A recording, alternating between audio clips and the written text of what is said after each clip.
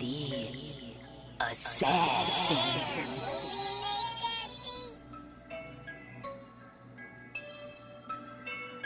You know I break necks, call me Jack Tate. I have no regrets while your life is fading. I'm a crazy fuck equivalent to Satan. When I'm behind the mic, I feel like the greatest. You know I break necks, call me Jack Tate. I have no regrets while your life is fading. I'm a crazy fuck equivalent to Satan. When I'm behind the mic, I feel like the greatest. What up, y'all? You're listening to Sports Talk with Tropp, and I'm your host, Katie Tropp. What a weekend of football, y'all. That was insane. Probably one of the greatest weekends of football I've ever watched in my entire life. And I don't think that's an over-exaggeration. But before I get to the weekend's events of football, I have like an America problem rant, I'll call it. Usually on my phone, my sports update app of choice I go with is Bleacher Report. Just that's the one I prefer. But one of my biggest pet peeves with them is that as part of their breaking news, they send you alerts like, oh, so-and-so tweeted this about that. Like, I don't give a flying fuck who tweeted what about what. I don't give a shit what LeBron James thinks on anything. Fucking tweet about that. That ain't no sports update. And I know this is dumb rant, but I'm sorry. Every time I see that shit on my phone, like, oh, so-and-so on Twitter said this. Or even when when a game's going on and they're going, Twitter's blowing up over this play. I don't fucking care. I don't want that update. I want sports updates. I want breaking news updates. I mean, it's bad enough you give me fucking soccer and WNBA updates, but Jesus Christ, Twitter updates? Fuck that shit. But yeah, that's just a stupid little rant I had, and it's just something that always bothers me about Bleacher Report. So would you guys please stop updating me about Twitter, because I don't give a fuck. But something dope to talk about is this weekend's divisional playoff matchups. I mean, the word to use to describe these games is resilience, because every team that won this weekend showed resilience. They had a chance to be down and give up, and hell, even the teams that lost. Like, man, this was every single game came down to the last play, and that I can't remember a time in my life where that has happened. And you know, the playoffs are where it gets crazy and where shit happens. But like, I mean, last weekend they were all blowouts. This weekend it was like, who the fuck is gonna win? I mean, there were so many back and forth games this weekend. It's like I still can't believe what happened. But so let's kick it off with the first matchup. It ended up being the Bengals ended up beating the Titans 19-16. This was a close game the entire way through. And I mean, Derrick Henry, actually, he played a pretty solid game. I mean, he obviously wasn't going to have the same role that he normally has, because I mean, he's coming off of a major injury, so not much you could do there. But I basically predicted kind of what was going to happen on that front line. There was the Cincinnati Bengals offensive line, not that good. Tennessee Titans defensive line, really fucking good. Joe Burrow was sacked a total of 9 times. And they weren't just those like little sacks where you just like grab the dude's foot and he falls down. No, Joe Burrow was getting taken to the ground. And dude would get right back up. Like I said, the keyword resilient, he would get right back up and he would come in and make the big plays that needed to be played or needed to be made. You know, they had to settle for a lot of field goals, but in the end, man, their defense picked them up. But also at the end of the day, Ryan Tannehill's mistakes. He threw 3 interceptions, and each one of them ended up being costly, especially the last one. The Titans had a shot at the end of the game to get it going, and Ryan Tannehill ended up throwing that interception, and the Bengals ended up scoring in walk-off fashion and ended up winning the game. And good for the Cincinnati Bengals, man. I really like what I see from Joe Burrow. The dude he's got ice in his veins, and it's crazy to see this from a second-year quarterback. Just the way he passes the ball is just beautiful, and his confidence is something else. They've got a big task coming up this next week, but this team is really good, and they just have a few holes to fill for next season, and this team is going to be a force for the next probably 5-ish years at least. But the Bengals really took it to the Titans, and that was the way we started the weekend, was with a close matchup, and you're thinking, oh man, how can it get better than this? Well, it did. That same exact night, San Francisco 49ers shocked the Green Bay Packers in Green Bay, beat them 13-10. Now, it looked like when the game started, Green Bay took their first initial drive and took it right down the field, scored easily. It's looking like, oh shit, Aaron Rodgers is going to have a great game. Well, the 49ers defense said, no, that's not going to happen, man. Nick Bosa, that dude is something else. I mean, he's coming off of an ACL injury last year, missed the majority of last year, and he's coming back strong this year, and he is getting at quarterbacks. And, that 49ers defense, they really took it to them. And the Packers, I can't recall how many first downs they had, but they mostly had 3 and outs the majority of the time they were on the field. For the most part, this game was 7-3 for the longest time. And so I'm sitting there thinking, like, what's going to happen here? Are the Packers ever going to score? Because you're thinking, oh my God, they got to score at some point. They're at home. They got to do something.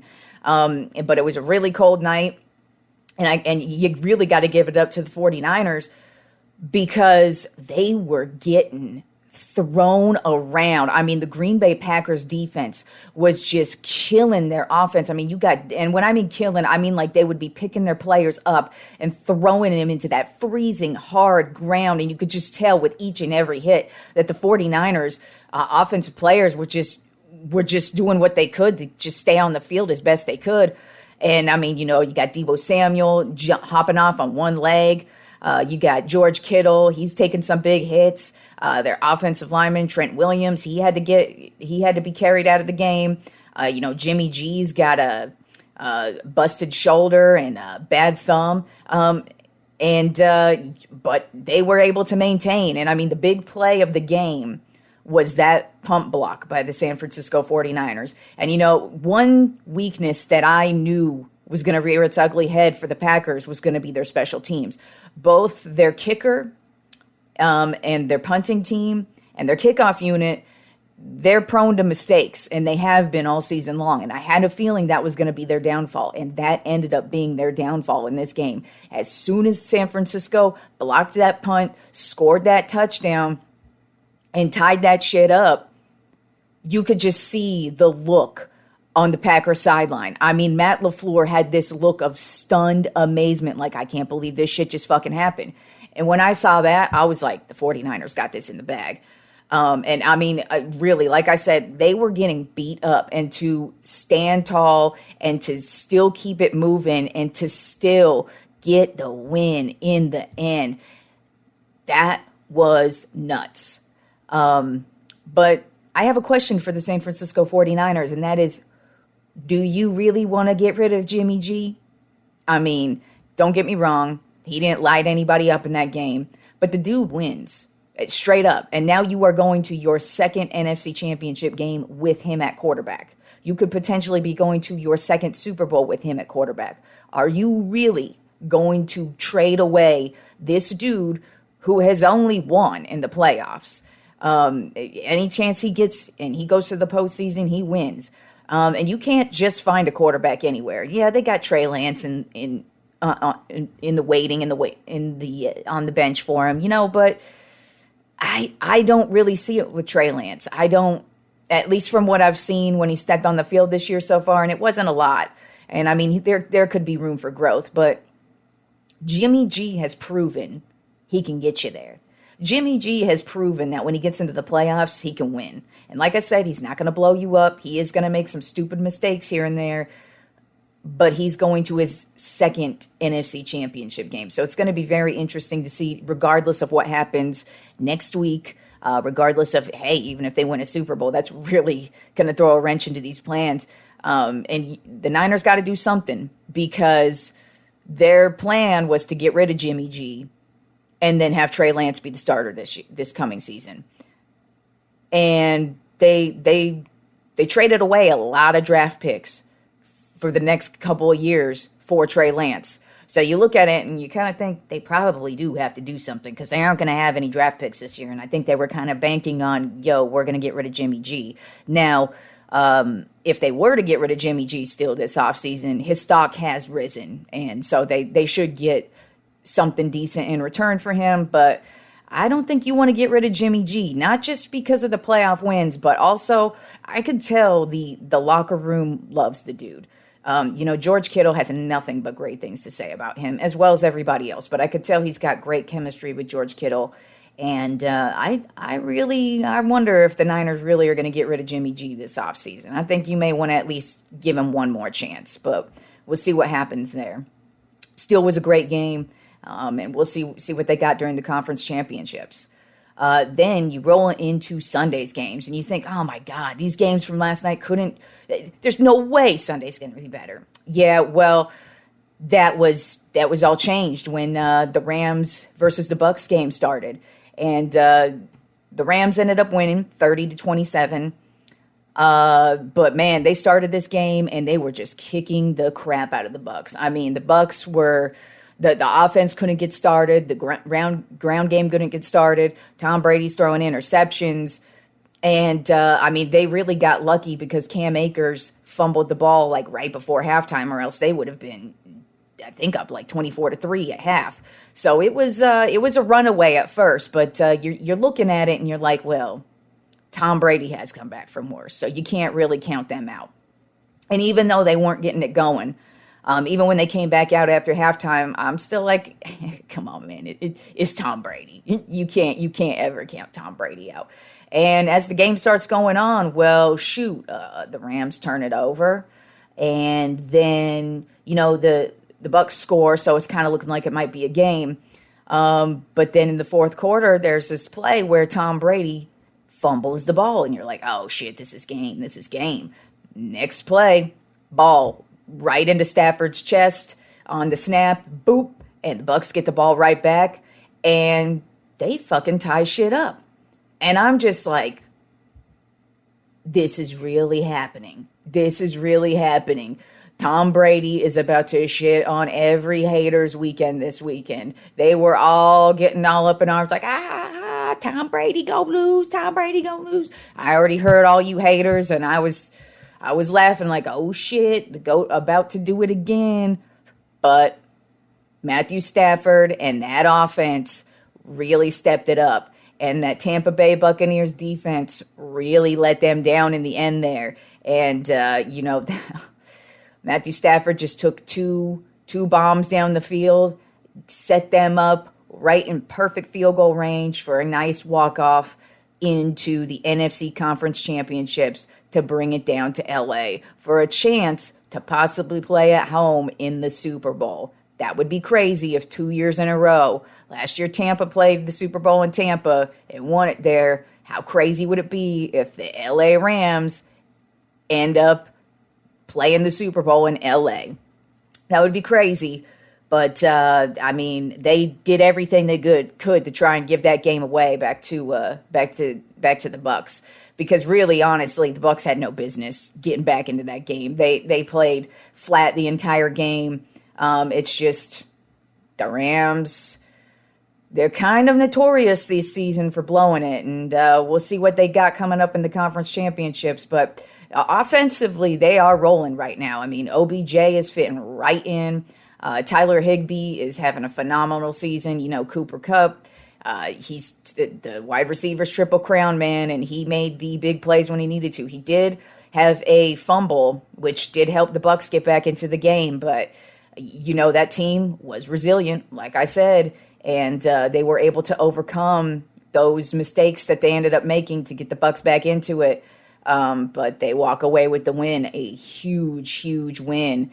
And, who knows? That could possibly end up being Tom Brady's last game. I don't think so. I don't think that's the way he wants to end his career. But he's going to be 45. You can't blame the dude if he ends up going, but you also can't blame the dude if he comes back. I hope he comes back just because I know it's going to piss a hater off. And I love when a hater gets pissed off. But then the last game of Sunday was the best game. Chiefs over Bills, 42-36. I mean, this game was out of control from the start. It was back and forth, back and forth, back and forth. For a while there, in the second and third quarter, I was worried about the Bills because they weren't playing like they normally play. They had a few fourth downs that were like 4th and 4, 4th and 1, and they ended up punting. And that's actually uncharacteristic for them. And usually they would go for those. And I kind of think they should have. There's a few mistakes along the way that the Bills made prior to overtime that they could have won this game. And for some reason in the second and third quarter, the defense wasn't playing at all. They weren't playing well at all that entire game. Now, granted, they were playing against Patrick Mahomes and Travis Kelce and Tyreek Hill and that offense, but they couldn't make a tackle all night. The pocket that Patrick Mahomes had to work with last night was just phenomenal. His offensive line worked wonders for him, and they were able to get the smallest little crease for him to get on out because, man, the Bills would be surrounding him. But his offensive line would get him a little crease. He'd get on out, and you would think, oh, shit, they're going to sack Patrick Mahomes. And nope, he'd get on out, and he would run for the first down, or he would get it out to one of his receivers. Regardless, that Chiefs offense was unstoppable last night. They didn't have one flaw in that offense last night. It was like Tyreek Hill had like a rocket launcher attached to him because he was running so fast and nobody could tackle him. Travis Kelce, he made the big play in overtime when he needed to. But with the Bills in the second and third quarter, and kind of the fourth quarter a little bit, not really until the end, but they wouldn't open it up, and that's what they do. And when you have Josh Allen, that guy has one of the most beautiful passes you will ever see in the NFL. It's so pure, it's so precise, and it's like a rocket.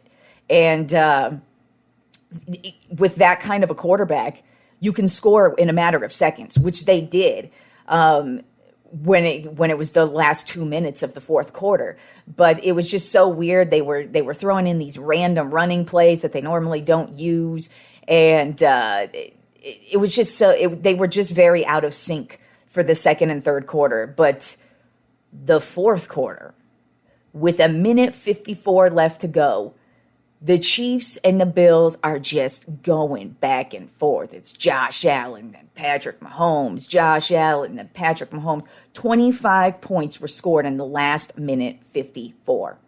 And when the Bills scored their last touchdown, there's 13 seconds left on the clock. And I'm thinking to myself, like at first I'm like, oh, there's 13 seconds on the clock. This is cool. I'm like, oh, wait a second. I just been watching how great the Chiefs offense has looked all night. Also, the Chiefs are known to score real fucking quick. And I'm like, 13 seconds on the clock for the Chiefs is actually quite a bit of time. So let's see what happens here. And they've got one of the best kickers in the league. Yeah, Butker missed a few kicks last night, but he made the one that mattered. And so what the Bills should have done is they should, instead of on the kickoff, just kicking it straight through the end zone, they should have kicked it straight down the field, let it bounce a little bit to at least take a few seconds off the clock. Usually the bounces take about 4 to 6 seconds off the clock, depending on what happens, whether there's a run back or how quick anybody gets tackled. But regardless, you want to take some time off the clock, especially when you have Patrick Mahomes on the other end of the fucking field, ready to come out and play on offense. And this dude has been lighting you up all night, and your defense is tired as fuck. I don't know what the Bills were thinking in coverage either on these last couple of plays and with 13 seconds. But basically, Patrick Mahomes does what Patrick Mahomes does. He gets the ball out there quick and gets the ball to his receivers, and they make 2 quick plays to set them up in decent field goal range. I believe it was like a 42-yarder, 45-yarder, something in that range. And Butker can easily get that, especially at home. He's used to that. So he makes it. We go into overtime. Now I know there's a couple of things I know about overtime. Number one, in this game, I knew whoever won the coin flip in overtime, whoever got that ball first was driving down the field, and they weren't getting a field goal. They were getting a touchdown. That's what I knew, just because that's how that last night's game was going. It was touchdown or nothing for each of these teams. And with how hot they both were and how their defenses were, they were tired. They were tired as fuck. So I knew whoever won this coin toss was taking it down the field and scoring a touchdown. Well, it ended up being Kansas City. And now I knew when Kansas City won the coin toss, I said tomorrow morning after Patrick Mahomes drives him down the field, scores a touchdown, everybody's going to be crying about Josh Allen not getting a chance in overtime. And it's just been the big gripe of mine is listening to people bitch and complain about overtime rules. The way I see it is overtime is extra time. And if you don't do the right things during the first 4 quarters, then overtime is just overtime. And if the other team scores, that's on your defense to do something, or that's on your special teams on the kickoff to force a fumble. I mean, there are many things that can happen regardless of who gets the ball first. And a lot of people don't like that if you score a touch, if you receive the first possession and on offense and you score a touchdown, the game's over. But if you score a field goal, the other team has an opportunity to take it down the field and either tie it up or score a touchdown and win. But everybody always has a problem with this every year when it happens. It always happens in the playoffs, usually at some point. But every single year, it's always like, oh, why didn't Josh Allen get the ball back? Oh, why didn't Patrick Mahomes get the ball back? Oh, why didn't Peyton? I mean, like, this has literally been the rallying cry of the crybaby loser forever. Overtime can't last forever, and it is what it is. Do better. Do better in the first 4 quarters. And if your defense can't stop Patrick Mahomes, which they couldn't do all night, that is on y'all. And the Bills had multiple chances during the first 4 quarters to step it up and get the win. So it's not on Patrick Mahomes to fucking score a touchdown and then say, oh, here you go, guys. Here's the ball. Let's see what you do. Rah, rah, ree. That's not them. That's not what they're supposed to do. They're supposed to rip your fucking throat out and murder your fucking feelings on Sunday Night Football. That's what they're supposed to do. It's the goddamn playoffs. And I mean, people just don't get it. You can't extend overtime longer than it is. I mean, the players are already spent. They're already shot, especially on defense. But I mean, in a game like that, I can't even imagine how sore everybody is today. But at the end of the day, Patrick Mahomes drove it down the field easily on that Buffalo Bills defense, and threw it to Travis Kelce, and they ended up winning that game on the last minute touchdown. But back to that 13 seconds and the Buffalo Bills defense. They played it really like they only wanted to prevent the touchdown. They weren't really playing the sidelines, and they weren't playing the middle of the field. What they should have done is just played defense, normal defense, like you would have played on Patrick Mahomes the whole game. But unfortunately, that's just the way the cookie crumbles, and the Chiefs are moving on to their 4th straight AFC Conference Championship game, and it is well-earned and well-deserved, and I wouldn't be shocked to see them winning the Super Bowl yet again. So that was a crazy weekend of football. It was an amazing weekend of football. We can only hope it gets better.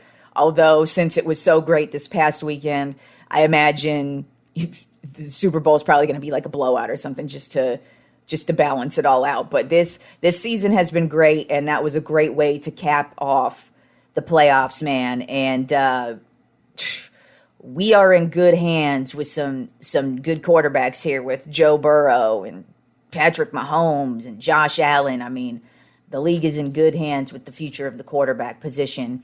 And with that being said, it's like you got Aaron Rodgers lost.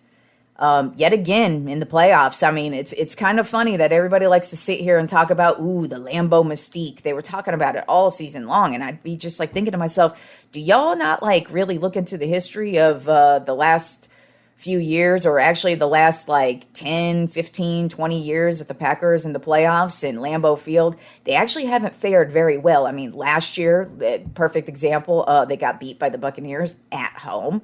And there's just been many years that they've done it. I mean, hell, remember 2007, New York Giants? This is when Brett Favre was still playing for the Packers.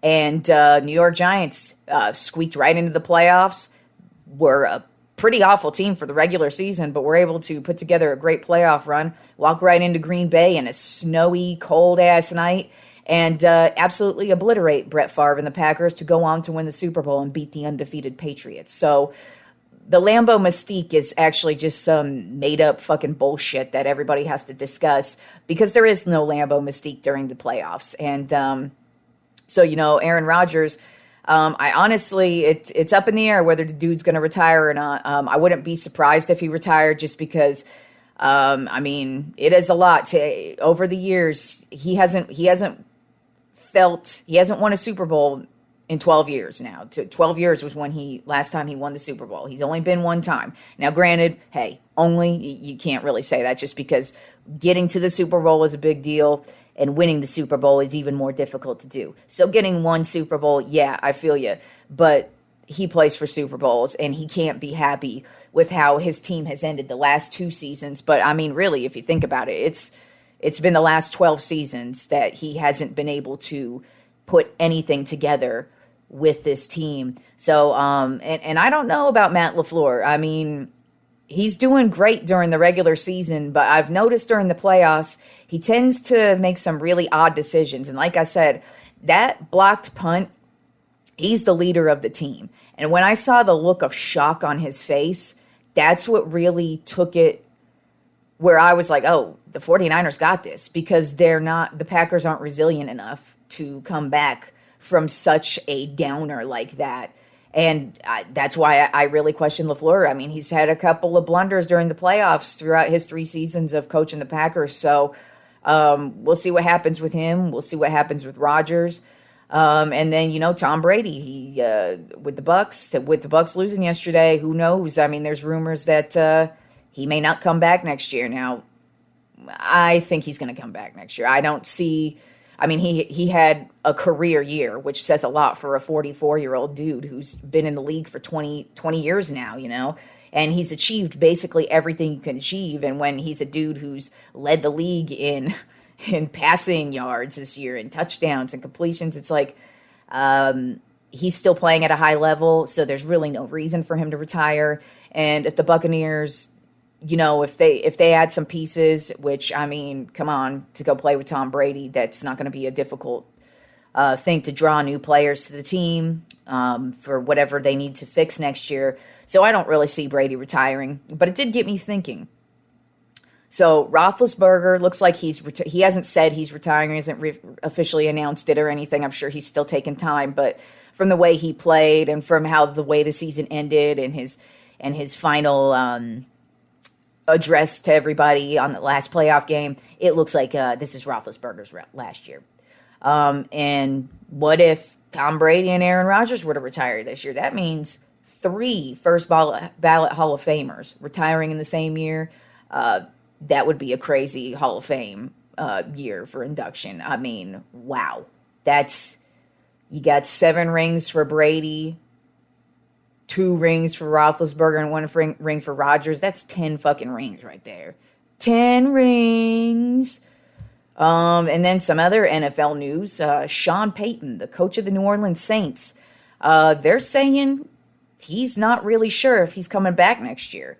And it's the timing of it is very odd. And also, too, the owner, she came out today and said, yeah, this is true. We don't know if Sean Payton's coming back next year, which is very intriguing to me, because now I know I said last week I'm not for firing Mike McCarthy as the Cowboys coach. I think 2 years is not long enough, especially when the first year was ruined because of Dak's injury. But if Sean Payton's who we're going after, well, then I'm all in favor of firing Mike McCarthy, because that is an improvement right there.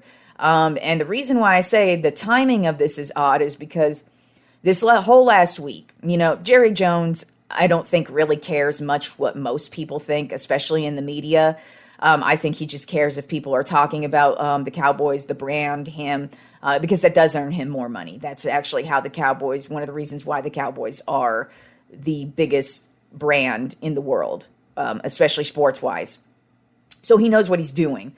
But I think he does care when ex-players, ex-coaches, and players who used to play for him when he owned the team, I think he cares. And when Troy Aikman and Emmitt Smith and Darren Woodson and Charles Haley and Michael Irvin and Jimmy Johnson and, old dudes he won with, when they come out and say things, I think he listens. And I wouldn't be shocked if he has been speaking to Sean Payton behind the scenes and trying to gauge his interest on coming to Dallas and coaching Dallas. Apparently, Sean Payton's just not happy in New Orleans anymore because, obviously, after Drew Brees retired, the quarterback situation is awful right now for the Saints. And who knows what this offseason is going to hold. With Aaron Rodgers, you don't know if he's going to retire or if he's going to stay with the Packers or where he's going to go. You don't know about Russell Wilson. You don't know about Derek Carr. This year's draft for quarterbacks is kind of weak. And all they have right now is Trevor Siemian, Taysom Hill, and Jameis Winston. And not one of them is appealing, in my opinion. And I'm shocked that he wants to leave. But at the same time, I'm really not, because they seem to be losing a lot of pieces right now. And the Saints had a good run there, but it looks like their run may come to an end depending on what happens here with Sean Payton. And even if they keep Sean Payton, who knows what they're going to do? They got to get that quarterback position. They got to get everything worked out there. So yeah, that's what's going on in the NFL right now. So let's get to the Tropp 10 NBA Power Rankings. A lot changed this week in basketball. There was some movement, especially in my top 10, and there's even a couple teams in there where I'm like, whoa. And so we'll see what's going on with my top 10 here. So my Tropp 10 here. Number one team, I've still got the Phoenix Suns, 36-9. They are on a 6-game winning streak, and they've actually gone 9-1 in their last 10 games. They are on fire.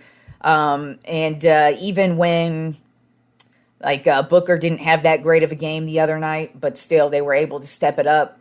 And they've got the longest winning streak in the NBA right now, and they just look like they're on fire. They look like they're about to win a championship, in my opinion. Then at number 2, I've got the Golden State Warriors still holding it strong. They're at 34-13. Klay Thompson, he looks to be back to form. Steph Curry, about 3 weeks ago, the Warriors kind of were slumping a little bit, but they got back on a hot streak this week. And, Klay and Steph are looking like the Splash Brothers yet again. So it's going to be interesting to see how well this team looks when Draymond Green gets back in there. Number 3, I got the Bucks moving on up. They have won 3 games in a row for a 30-19 record. They are, I think, like a half game, 2 games out of the of first place in the East. So they're working their way back up. They've been having to work through the injuries, which has been their problem. But they're out East. Honestly, it doesn't really matter where you end up in the East as long as you get in. And you're the Bucks. They should be good, and the Bucks are looking real good this year. Then at number 4, the Grizzlies got bumped down a spot at 32-17. Really just because they've had a couple of losses this last week, and that's really it. They still look good. They're still solid. They've been 7-3 in their last 10 games. Ja Morant continues to shine. He's only getting better with each and every game. This team's getting better with each and every game, and they play some real solid defense. So I've got the Grizzlies at 4. Number 5, I moved the Heat on up because they are playing some really nice basketball right now. Jimmy Butler, he had a great week last week.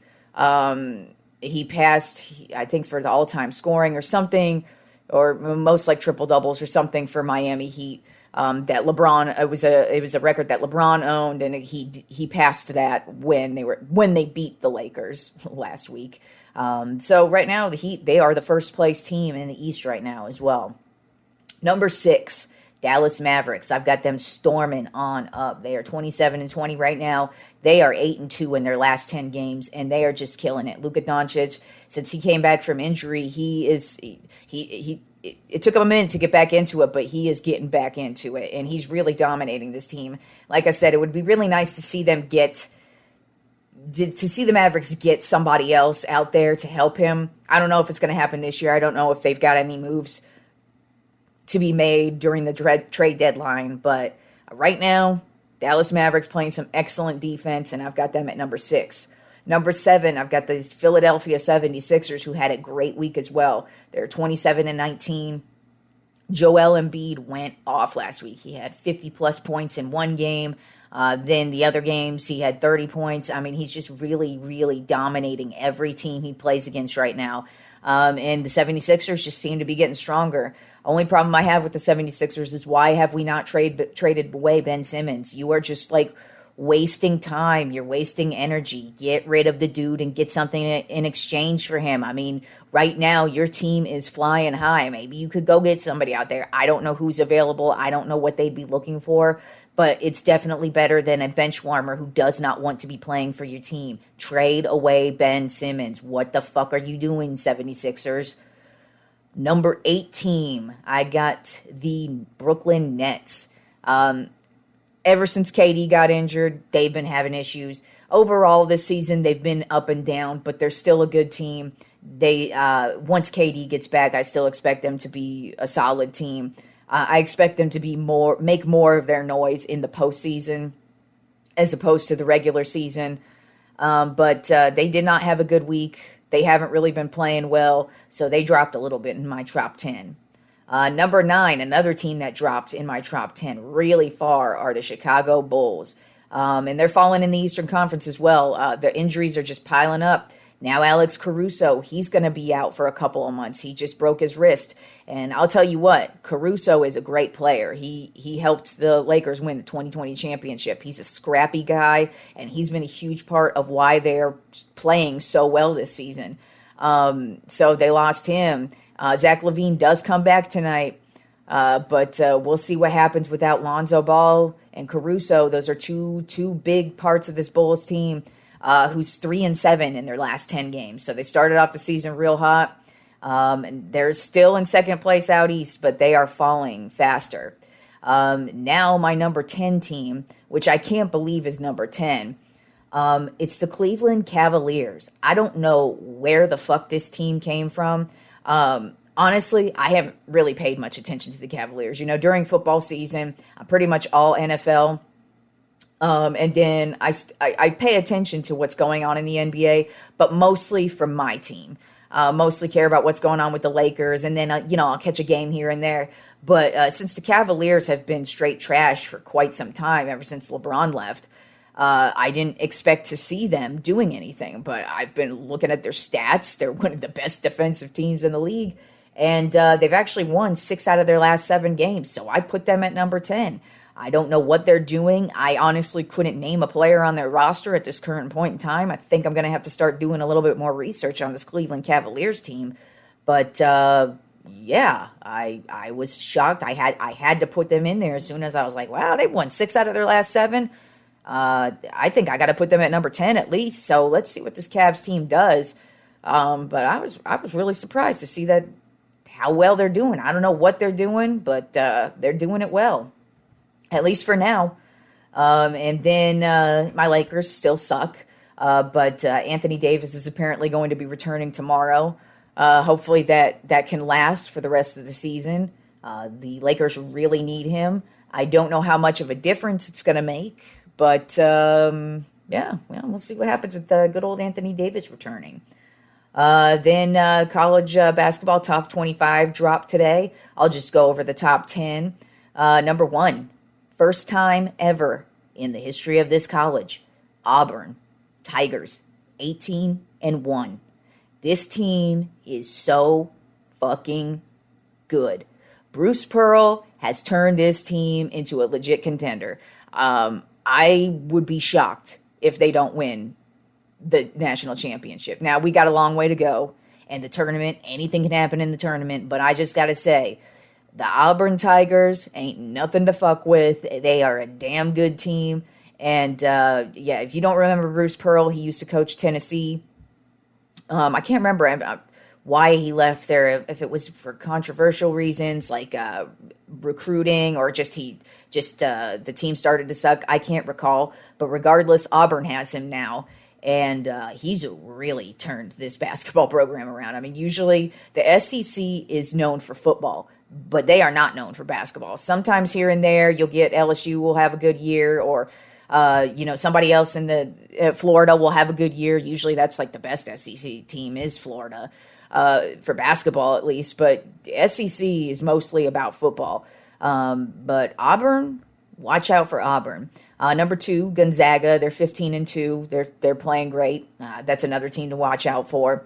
Arizona, 16-1. They continue to dominate like they always do. That's usually who you see in the top 10 is our Pac-10 teams, or Pac-12 teams. Then you got Baylor at number 4, 17-2. Kansas at 5, 16-2. They've been winning a few games here and there, so they've moved on up, I think, 2 spots. Number 6 right now is Purdue, 16-3. Houston's number 7 at 17-2 record. UCLA is also number 7. I honestly don't know why you rank teams at the same spot, but UCLA's there at 13-2. And Duke is number 9 at 15-3, having a pretty solid season in Coach K's last year, although they did get beat by FSU the other night.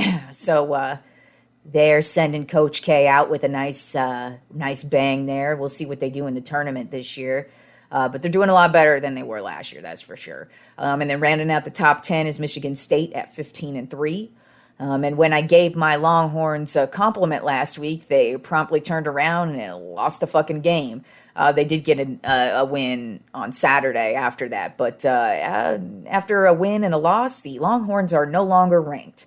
Now, luckily, in college basketball, it's a lot different with rankings than it is in college football, because college football rankings actually do matter for playoff spots and such. But in college basketball, we all know it's about the tournament. So all you got to do is make the tournament, and you're golden.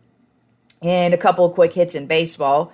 Tomorrow, the Players Union and the owners are supposed to meet again for a lockout meeting. Supposedly it's positive. I don't really pay attention to a lot of this shit. All I really care about is, because most of it's stuff that it doesn't really affect any of us. It affects contracts and money and revenues and in free agency. And yes, they do change some of the rules. Like there's a possibility where they might use a universal DH moving forward. But I mean, any of that kind of stuff, it's really just, all I care about is hearing that we're going to have baseball again. So hopefully tomorrow's a positive meeting. Hopefully tomorrow means we might be getting some baseball back pretty soon. Because I'm sick of waiting for it. And we've already had 2 seasons in a row get fucked over by COVID. And, I'd also like to know when I need to start my fantasy baseball team, because my fantasy baseball league, we get pretty crazy in there, and it's very competitive. And I already know some of them are asking like, yo, Katie, when you starting the league back up? Yeah, y'all, I started back up, but it's like we ain't got no we don't know if we got baseball going again this year. But come on, MLB, don't fuck us over. We already got fucked these last 2 years. Come on. And then the last thing with baseball is something that usually pisses me off every year.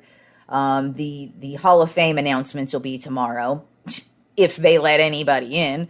Last year, they didn't vote for anybody. And I have my own gripes with the Baseball Hall of Fame, most especially. They are the most provincial scumbag voters you will ever meet. They constantly hold back players from being inducted into the Hall of Fame for the dumbest fucking reasons all the time. And the fact that they have years where they don't even induct somebody is so... It just really angers me. And I kind of have a feeling I'll probably be saving this rant more for Friday after we find out if anybody makes it this year. But I have plenty of gripes about it. But the Hall of Fame voters are like the worst scumbags on the face of this fucking planet. They hold everything against you. If you just walked by them in the locker room and happened to accidentally fart at them, they're going to hold it against you until the day you die. And then they're going to be like, I'm not voting you into the Hall of Fame. You accidentally farted at me at that one time in the locker room. How dare you do that to me? And I'm not kidding. These are the dumb, they make the most ridiculous reasons why they don't let people into the Hall of Fame. And they also, the limit that they have on how many years you're eligible for, that shit pisses me off too. So I have many gripes about the Hall of Fame. And I imagine I'm going to have many more gripes on Friday about it. And probably every single year when we get around to this, because usually it really angers me how ridiculous they are on their standards of getting into the Baseball Hall of Fame because we're the writers. I mean, it's just ridiculous that in every Hall of Fame, I think this should be the rule for every single Hall of Fame, whether it be for baseball, basketball, football, whatever sport. I think voting should include players who used to play or who at least are in the Hall of Fame. So, like, for example, if you're voting for the Pro Football Hall of Fame, they would pick maybe a select few Hall of Famers who are still alive, who maybe you would have like a certain criteria for them. I don't know what the criteria would be, but it's criminal to me that actual players who are in the Hall of Fame, who actually know how to play the game, who actually put their bodies on the line and know what it takes to win championships or lose championships or even know what it's like to be on the field. Those are the people who should have a say in it. Now, I'm not saying you completely get rid of the writers, because the writers do play a part. They were there too. They know your stats and all of that trash too, but I always have a gripe with every Hall of Fame in certain areas, but the Baseball Hall of Fame most especially. So get ready for Friday. I'm sure I'm going to have a rant. Maybe they'll surprise me. Maybe they will surprise me and they won't be dicks. But I have a feeling that's not going to be the case. But if anything, they better at least vote somebody in, because it's ridiculous that they didn't vote anybody in last year. So, yeah, fuck the Baseball Hall of Fame. I would love to go visit the Baseball Hall of Fame, for 100% sure. Love baseball, and I love that kind of shit. But, man, their voters are scumbags. So, yeah, that's how we're going to end today's episode. Talk to you guys on Friday when we talk some NFL conference championships. Enjoy the week of sports, y'all.